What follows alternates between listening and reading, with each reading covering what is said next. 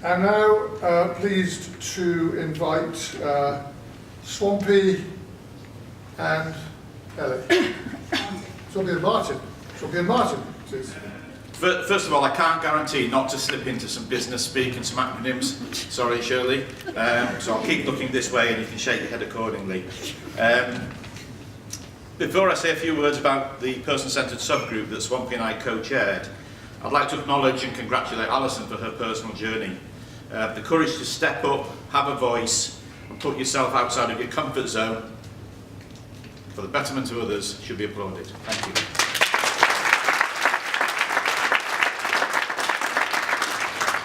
So I decided to get involved with the PTC, as despite running a multinational company, I personally like to think I'm still in touch with the real world. But how in touch am I really? Do I fit the perceived perception of a businessman, or am I a grounded guy? So I wanted to learn more about those who've experienced poverty firsthand, and was interested to see what difference we could make together. The process seemed quite innovative, and if nothing else, I've enjoyed meeting up with Swampy for a pint at my new local pub, which is the Harp in Little Neston if you're walking your dog. So that must be a complimentary pint for the advertising. There's also a very nice cafe in Parkgate. Anyway, I've always seen engaged staff delivering an excellent service to their customers as the key to any successful business, project or service. This could mean something taking longer while you really understand the customer's viewpoint, but down the line it will certainly save time, money and hassle, and ultimately both customer and supplier will get a much better deal for their product or service. Our subgroup set out defining what this holistic person-centred thing was really about. We spread out, visiting many different organisations, charities, key stakeholders. Sorry, Shirley. We were always welcomed with open arms and great interest. So if you're in the room and you were one of those organisations, can we thank you again for the welcome that we received. It became apparent early on that respect and dignity were values that were present in some organisations, but missing in others, and spectacularly missing in others. As the conversations within the group turned to system fatigue and how people were being passed from one agency to another, resulting in duplication and having to continually repeat their story, we talked about how it would be ideal to be offered the same level of service and consistent advice from a number of other services, and could then support customers through their journey. And the navigator concept that David spoke about earlier, it goes a great way towards that.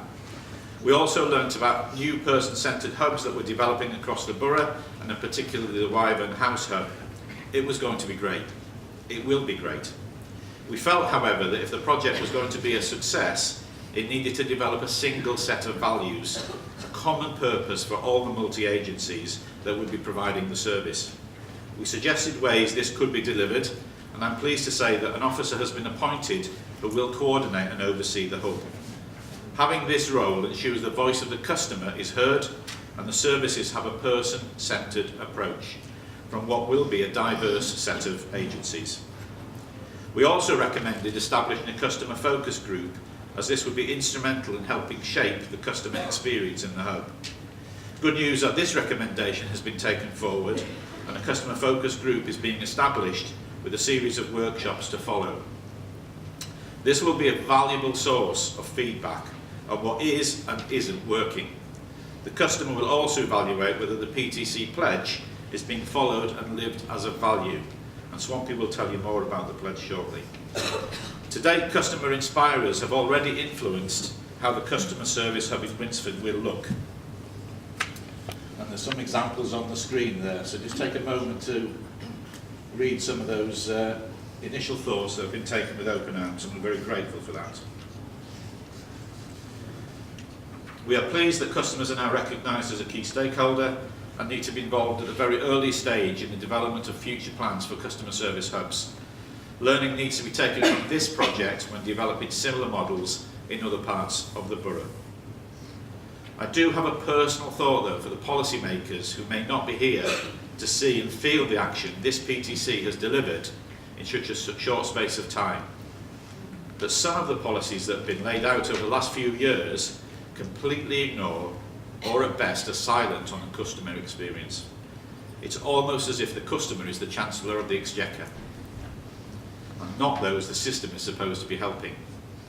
I make no political point with that statement, but to reinforce the early engagement in policy and, more importantly, its practical implementation from a customer perspective must be a fundamental part of thought leadership in this area.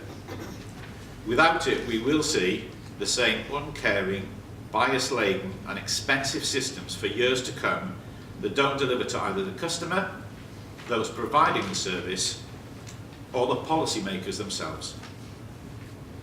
I'd now like to hand over to Swampy, who's going to bring to life how the journey started. In our first meeting, we agreed that what was needed was a full directory of services. It was then we discovered the local offer. None of us knew this even existed, and for those of you who don't know, the local offer isn't something that you can get at the local supermarket. It's an online directory commissioned by the council for local services.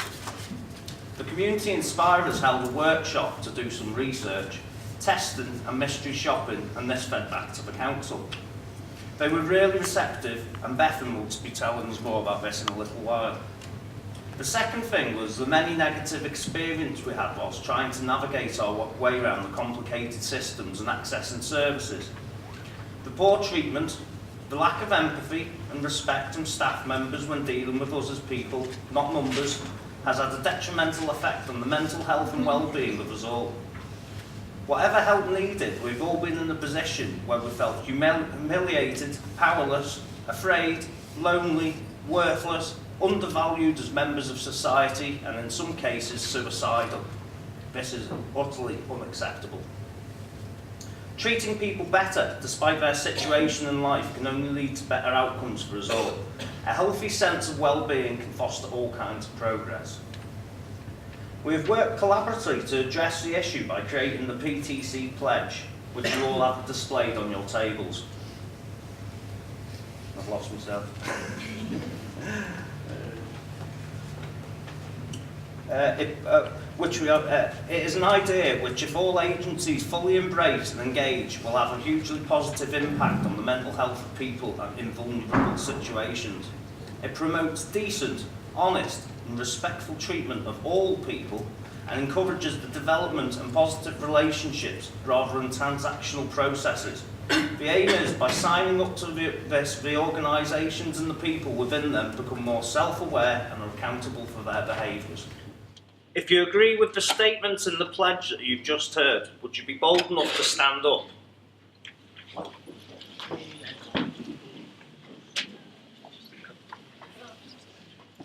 We'd love all of you here and the organisations you represent to sign up to the pledge today. We have information stands towards the back of the room, or you can ask me or any of my fellow commissioners about the pledge. Thank you, and I'll now hand over to Ellie from Brio Leisure.